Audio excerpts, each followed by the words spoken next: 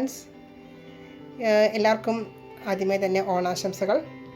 ഇന്ന് ഞാൻ ഉണ്ടാക്കാൻ പോകുന്നത് പുളിയിഞ്ചിയാണ്. നമ്മുടെ ഓണസദ്യയുടെ ഒരു വിഭവമാണ്.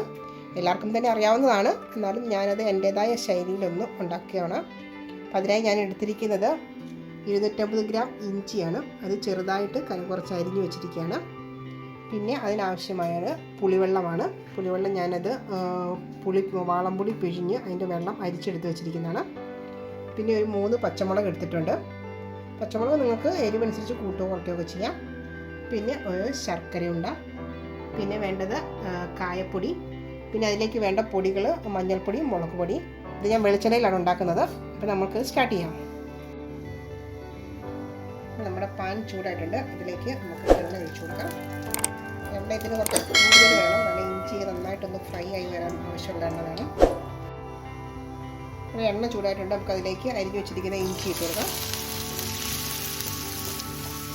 നന്നായിട്ട് നമുക്കിത് ഫ്രൈ ആവണം. ഇതിലേക്ക് ഞാൻ കുറച്ച് കറിവേപ്പിലയും കൂടി ആഡ് ചെയ്യുന്നുണ്ട്. അതും കൂടി ഇതിനകത്ത് കിടന്ന് നന്നായിട്ടൊന്ന് മൊരിഞ്ഞ് വരണം.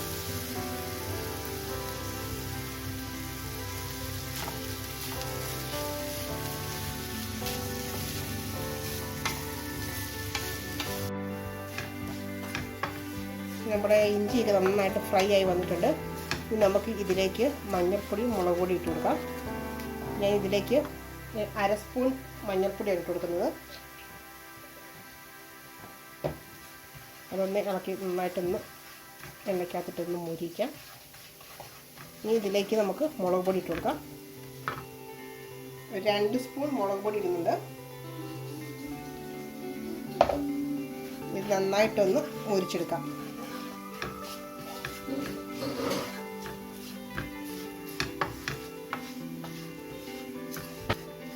നമ്മുടെ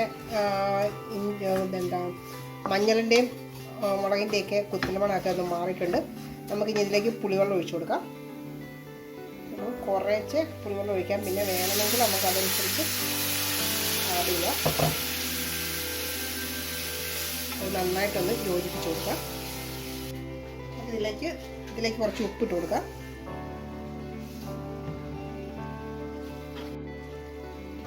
നമുക്കിതിലേക്ക് ശർക്കര ഇട്ട് കൊടുക്കാം. ഞാൻ എടുത്ത് വെച്ചിരിക്കുന്ന ശർക്കര ചെറുതായിട്ടൊന്ന് ചീവി ഇട്ട് കൊടുക്കുകയാണ്. ഇനി ഇതിലേക്ക് കായം ചേർത്ത് കൊടുക്കാം. എൻ്റെ കയ്യിലിരിക്കുന്ന കായം പൊടിയാണ്. അപ്പോൾ നിങ്ങളുടെ ഈ കായത്തിൻ്റെ കഷ്ണങ്ങളാണ് ഉള്ളതെങ്കിൽ അതൊരു ചെറിയ കഷ്ണം ഇട്ട് കൊടുത്താലും മതി. ഞാനിപ്പോൾ പൊടിയാണ് ചേർക്കാൻ പോകുന്നത്. ഇതിലേക്ക് ഒരു 1/2 സ്പൂൺ കായപ്പൊടി ഇട്ട് കൊടുക്കുന്നത്. ഇതെല്ലാം കൂടെ നന്നായിട്ടൊന്ന് യോജിപ്പിക്കാം.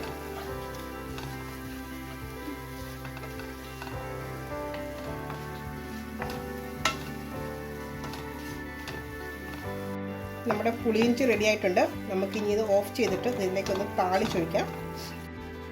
നമ്മൾ താളിക്കാനായിട്ട് പാൻ വെച്ച് അതിൽ എണ്ണ ഒഴിച്ച് ചൂടായിട്ടുണ്ട്. അതിലേക്ക് കുറച്ച് കടുക് ഇട്ട് കൊടുക്കാം.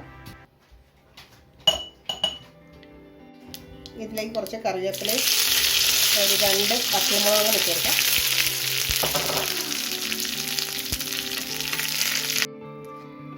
അങ്ങനെ നമ്മുടെ പുളിയിഞ്ചി റെഡി ആയിട്ടുണ്ട്. നമുക്കിനി അത് സെർവിങ് ബോളിലേക്ക് മാറ്റാം. അപ്പോൾ നമ്മുടെ പുളിയിഞ്ചി ഇപ്പോൾ സെർവിങ് പ്ലേറ്റിലേക്ക് മാറ്റിയിട്ടുണ്ട്.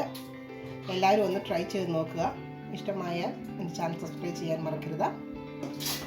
എല്ലാവർക്കും റോസസ് കിച്ചൻ്റെ ഓണാശംസകൾ. Thank you.